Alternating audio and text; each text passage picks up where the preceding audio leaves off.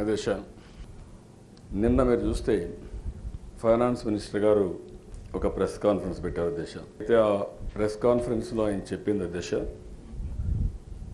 చాలా స్పష్టంగా బైఫర్కేషన్ తర్వాత ఆంధ్రప్రదేశ్ రాష్ట్రం lost its revenues and industrialisation. ఇవి నేను రికగ్నైజ్ చేస్తున్నాను. ఆంధ్రప్రదేశ్ని అన్ని విధాలు ఆదుకోవడానికి మేము కొన్ని నిర్ణయాలు చేశాం. అదే మరిగా రాబోయే రోజుల్లో కూడా అన్ని విధాల ఆంధ్రప్రదేశ్ని ఆదుకుంటామనే విషయం వారు చెప్పడం జరిగింది. నేను ఇంత మునిపే చెప్పాను, 2 సంవత్సరాల 7 నెలలు అయింది. మన ఆదాయం కూడా మీరు చూసినప్పుడు అన్ని విషయాల్లో మనం చాలా ఇబ్బందుల్లో ఉన్నాం. కానీ ఎప్పుడైనా సరే సహాయం అనేది ఇన్ టైంలో ఉండాలి, అవసరమైనప్పుడు ఉండాలి. అట్లా కాకుండా ఎప్పుడో సహాయం వస్తే మనం నిలదొక్కోవడం కష్టం అవుతుంది. ఈ విషయమే నేను చాలా స్పష్టంగా పదే చెప్పాను. ఈరోజు దేశ వీళ్ళ అనౌన్స్మెంట్లో మనం చూసినప్పుడు మొత్తం కూడా ఆబ్జెక్టివ్గా మనం అసెస్ చేసుకోవాల్సిన అవసరం ఉంది. అది అయిన తర్వాత మనకు ఎక్కడ అన్యాయం జరిగిందో ఆ అన్యాయాన్ని కూడా ఎదుర్కొని ధైర్యంతో ముందుకు పోవాల్సిన అవసరం ఉంది దేశ. నేను ఒకటే స్పష్టంగా ఈ హౌస్ ద్వారా రాష్ట్ర ప్రజలందరికీ హామీ ఇస్తున్నా, నా జీవితంలో ఎట్టి పరిస్థితుల్లో నేను రాజీ పడే సమస్య ఉండదు. ఈ రాష్ట్ర సమస్యల్ని ఎట్టి పరిస్థితుల్లో పరిష్కారం చేయడం కోసం కానీ పరిరక్షించడం కోసం కానీ రాజీ ఉండదు. నేను చాలా స్పష్టంగా చెప్తున్నా, మనసా వాచ చెప్తున్నా. ఇక్కడికి వచ్చినప్పుడు అధ్యక్ష పోలవరం ప్రాజెక్ట్ వీళ్ళు మొన్నటి వరకు అయితే మేము 70-30 ఇస్తామన్నారు. నేను చెప్పాను 70-30 కరెక్ట్ కాదు. మీరు ఈ ప్రాజెక్ట్ నేషనల్ ప్రాజెక్ట్ అన్నారు. నేషనల్ ప్రాజెక్ట్లో మీరు 90% ఇవ్వాలని చెప్పి నేను గట్టిగా పట్టుబట్టాం. కడాన దేశ వాళ్ళు అన్నీ ఆలోచించిన తర్వాత ఒక విధాన ప్రకటన చేశారు.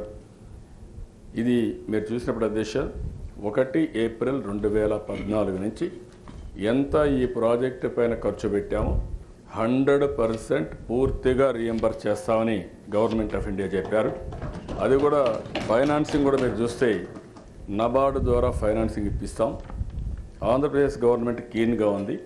ఇది వీలైన తొందరలో ఫాస్ట్ ట్రాక్లో పూర్తి చేయాలని, దానికి ఎంత డబ్బులు అవుతుందో అంత డబ్బులు నబార్డు ద్వారా ఇప్పించి ఇది పూర్తి చేయడానికి 2018 పూర్తి చేయడానికి సహకరిస్తానని ఒక స్టేట్మెంట్ ఇచ్చారు. అలాంటి సమయంలో ఈరోజు ఏదైతే గవర్నమెంట్ ఆఫ్ ఇండియా మొత్తం మేము పెట్టుకుంటామంటే దగ్గర దిశ ఆ లెక్కలు ఎప్పటికప్పుడు ఎస్టిమేట్స్ మారుతూ ఉంటాయి. ఒక 18-19 వేల కోట్ల రూపాయలు ఖర్చు అయ్యే పరిస్థితి వస్తుంది. ఆ డబ్బులు వాళ్ళు ఖర్చు పెడతా ఉన్నారు. పవర్ ప్రాజెక్ట్ మాత్రం మనమే ఖర్చు పెట్టుకొని ఆ పవర్ మనమే తీసుకుంటాం. దాన్ని సెపరేట్గా డీల్ చేస్తున్నాం. ఆ రోజుగానే ఆ మండలాలు రాకపోయి ఉంటే ఈరోజు ఈ ప్రాజెక్ట్ వచ్చే పరిస్థితి లేదు. ఇప్పుడు మాట్లాడే అపోజిషన్ పార్టీస్ ఆ రోజు ఎప్పుడైనా మాట్లాడారా అని మిమ్మల్ని అడుగుతున్నాను దిశ. ఈ విషయం గుర్తుపెట్టుకోవాల్సిన అవసరం ఉంది. నా చిత్తశుద్ధిని ఎవ్వరూ శంకించలేరు. ఆ రోజు కానీ ఈ రోజు కానీ రేపు కానీ నేను అనుకున్న లక్ష్యాన్ని నెరవేర్చే వరకు అయితే నాకు కూడా కొన్ని స్ట్రాటజీస్ ఉంటాయి. ఎందుకంటే నేను మీ మారిగా లేయంగానే మీరు రాజీనామాలు చేయండి ఇంకోటి చేయండి అంటే కరెక్ట్ కాదు. 2015-2020 5 సంవత్సరాలు ఏదైతే 14th ఫైనాన్స్ కమిషన్ ఉందో ఆ 14th ఫైనాన్స్ కమిషన్లో ఏవైతే ఆ పీరియడ్లో మీకు రావాల్సిన వాటా మొత్తం మీకు ఇస్తామనే విధంగా నిన్న అనౌన్స్ చేశారు అధ్యక్ష. ఈ విషయం మనందరం గుర్తుపెట్టుకోవాల్సిన అవసరం ఉంది. అది స్పెషల్ స్టేటస్కు మీరు ఇంకా మార్గాలను కూడా చెప్పండి.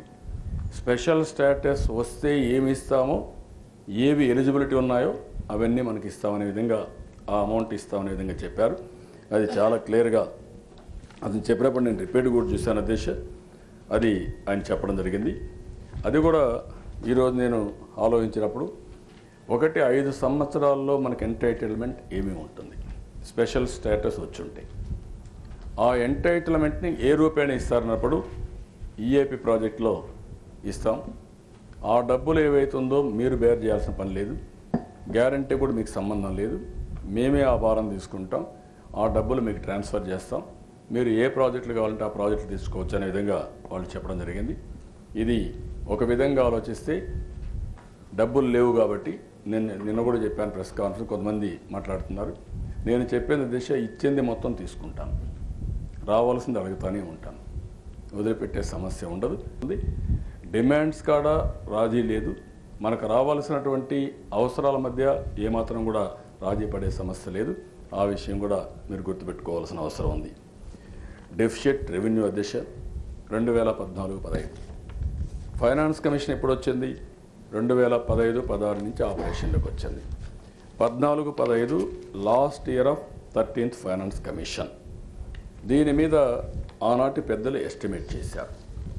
ఎస్టిమేట్ చేసినప్పుడు అధ్యక్ష ఈ డబ్బులన్నీ కూడా 16,000 కోట్ల రూపాయలు డెఫిసిట్ ఉందని ఎస్టాబ్లిష్ చేశారు.